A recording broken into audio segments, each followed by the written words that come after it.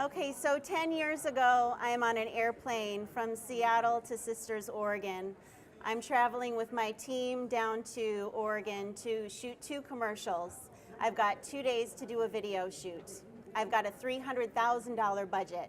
I'm going down to meet my producer, my director, my camera crew, my audio crew, my lighting crew, my writers, my talent. I'm going down to use the biggest boom west of the Mississippi. It's a big production.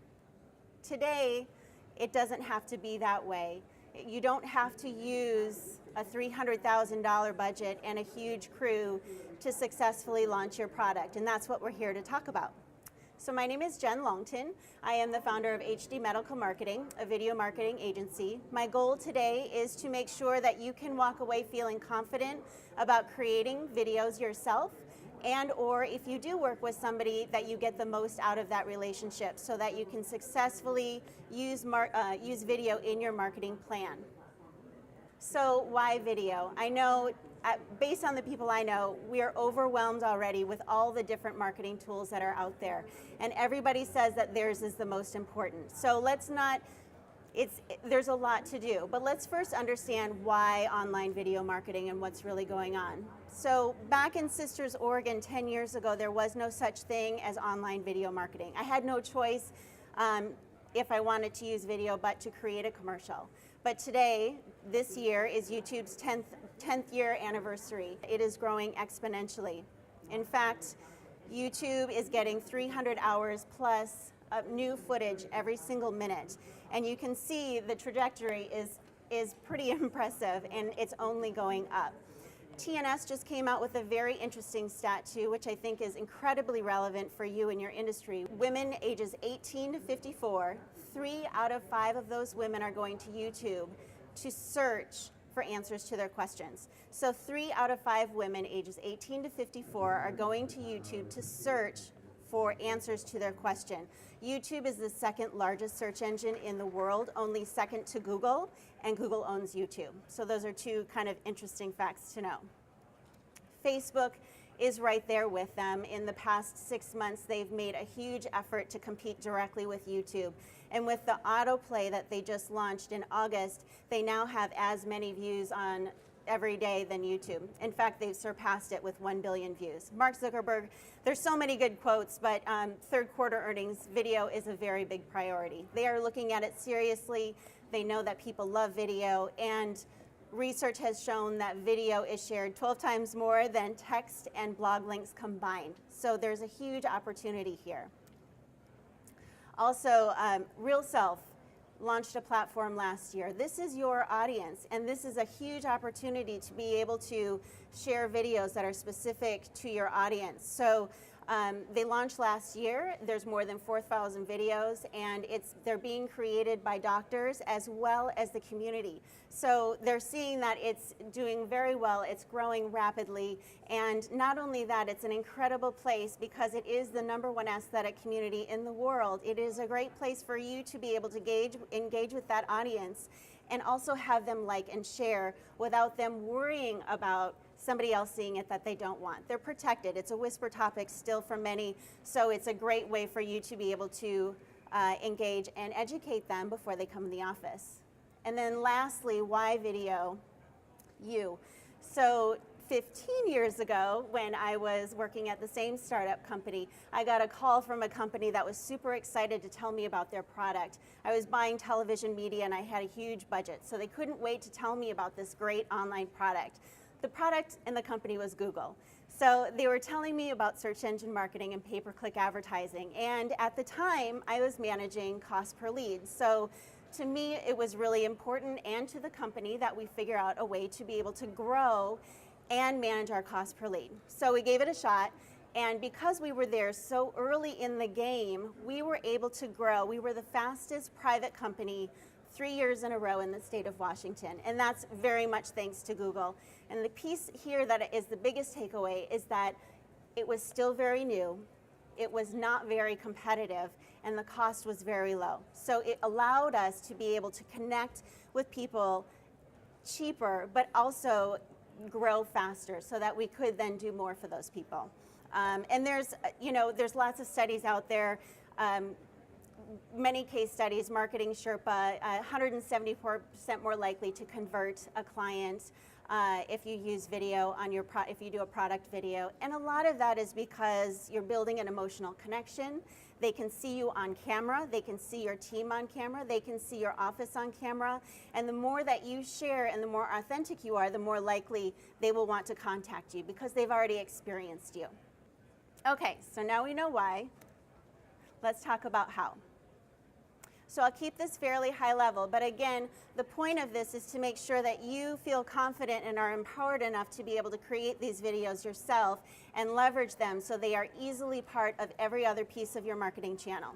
So one of the first pieces for Create is to own it. I honestly, the thing that makes me, want to call every doctor when I watch their video is if I click their YouTube video and it goes to their videographer's channel on YouTube or it goes to another company. I mean, unless you have a strict co-branding strategy where that is part of your plan, that's great. But if you're creating video and you're investing in that video, I strongly suggest that it lives on your own YouTube channel so that you have the opportunity to leverage it as well. I always use the analogy, would you rather own a home in an upcoming neighborhood or would you rather rent? So if you're owning that house and you're investing in it, you can do the nicest stuff, you can do the upgrades, and in 10 years down the road, it's still yours, versus if you're leasing it or renting it, you just have to pay the price as it goes up. So do it well, do it once, and build on that foundation. Number two, I've heard this from many of my colleagues. I did talk to Real Self about video, and they confirmed this too. Being authentic, being conversational, educational, telling a story that is real instead of staged or with a teleprompter is what people want. And not only that, they can see through a lot of the other stuff. So throw out the teleprompter or don't pay extra for the teleprompter and rather have somebody interview you. I find that that is one of the most effective ways that we can truly get the nature and the personality of the doctor or the testimonial or the patient is to have a conversation with them because they forget the camera is on them and they're more open to really tell the true story. And for you, you know the answers to many of these questions. You do this every day. You talk about it every day. There's nothing different than you talking to a camera, pretending that that camera is a patient. And when you're answering those questions, imagining them there, it will matter because guess what's on the other side of that? That potential patient. So be it. So the last piece, so we want to own it, we want to be it, and then the last piece is to plan it. So I'm not talking about the 4-week planning session that I had to do in Oregon for my 2 commercials, but really have a good idea of what it is you want to accomplish. Do you want to accomplish some educational videos? What are those videos? When I work with clients, we like to make sure that people think about what procedures do they love the most. If you are just getting started in video, think about the procedures that you love the most. Educate them on that, because what will happen is that you will be able to, one, promote yourself or educate more people in the procedure that you love, so you will get more awareness and branding there, but you will also get a sense of how to have that enthusiasm as you're speaking on camera. When you're talking about something that you love, it will come out more naturally, and it will be a great starting place for you as you continue with video. And then the second piece, of course, is what are the procedures that make you money? And those are the videos that you want out there as well. Not only educational videos, but testimonials. So own it, be it, and plan it. So now that you've created these videos, what do you do? So I've done a couple webinars with some agencies, and this seems to come up a lot. Just because you create a video and you've posted it on a YouTube channel or on Real Self or on Facebook, do not stop there. Think of this as an overall content strategy. So if you've created a video that works on YouTube, always think about where can I put it on Facebook. Maybe there's a waistline Wednesday and you want to highlight tummy tucks or abdominoplasty that has something else involved in it. So, or Fan Fridays, we do those too. So think of ways that you can leverage those videos across all of your social media. These are just a few. So you've got YouTube, you've got Facebook, you've got Real Self, but look in the bottom corner, I've linked everything over on Pinterest as well. So it is very appealing. It's very easy to do. It is not time intensive once you get the video loaded. So don't just stop with the top 3, but think about Pinterest and think about all of the others too. This is where it feels a little overwhelming, but again, you have a link. And all you need to do is understand what is happening on that social media channel and how can you connect with them. So if you want to post on LinkedIn, which I strongly suggest that you do, there are plenty of people out there feeling self-conscious about themselves at work, but if they see a video that comes online while they're at work and they see something about someone being transformed, you're darn well they're going to look at that video. It's happening. But what you post there as far as the success and how procedures can help people feel confident is going to be different than what you post on Facebook and what you post on Twitter. Not just because of character limits, but what they're expecting to see. So that's the biggest point of this slide, is that it is very easy to post links and have video on those, but remember who your audience is and what they expect from you, and you will see engagement. The other 2 places that I strongly recommend that often goes overlooked because it usually requires somebody in-house or another agency on the outside that may not have done it before is to include video both on your procedure pages for time on site. You've got yourself an SEO strategy that way, but also on blog posts. So I don't know if anyone out there is not a fan of writing blogs, but I know a lot of people that I work with do not have time to write blogs. But if you're creating video and you've planned it out in a way that you can get a lot of content, you have got yourself blog posts every week, every other week, every month.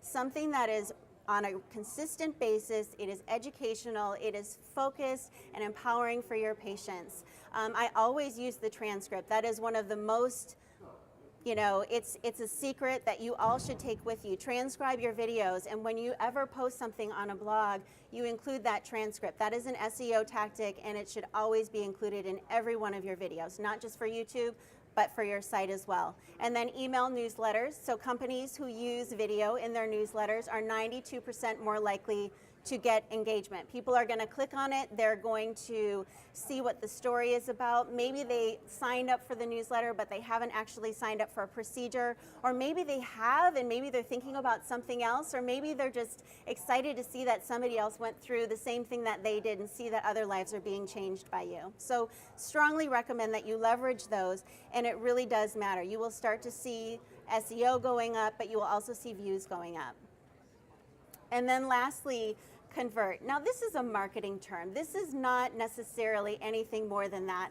So when you think of convert, you think of who is it out there that has listened to your message and wants you to help them through this journey that they're going through. So really it's more of a way of listening to your audience and a way of learning from your audience. So if they're not calling you, if they're not converting, there's a reason why, and converting and measuring is how you learn.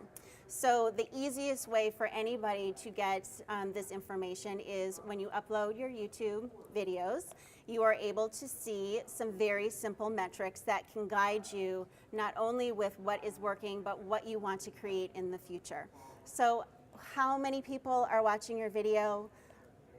How long are they watching your video? Your view time is more important than views at this point. So again, remember to put your video on procedure pages. That will increase time on site as well as time on YouTube links if you are using YouTube. Where are they coming from? You'll be able to see if they come from YouTube search, if they come from your website, if they come from YouTube suggested videos, which we hope. You will be able to see all the different pathways that people are finding you, and it will help you down the road, especially with marketing. And then of course you'll be able to see clicks, which oftentimes I integrate with Google Analytics because it shows you, at what point are they going in and contacting you for a consultation. But I will say that 15 years ago when I was buying television and search engine marketing, it was an overall marketing plan. I was spending hundreds of thousands of dollars to be everywhere in the nation. And we were also doing pay-per-click advertising. And inevitably, whenever we would boost our TV advertising up, the cost per click would go down. And when in certain markets, maybe say we didn't need as many leads in a market, so we turned down Miami for television, and the cost per lead in Miami would go up. So there is a branding impact, there is a memory, and there is exposure that you don't get with other areas. So video is powerful beyond just a direct response tool. It is a brand, it is a way to connect, and it is an exciting time. So I hope this leaves you with the key pieces to be able to create, curate, and convert in the future. And thank you very much.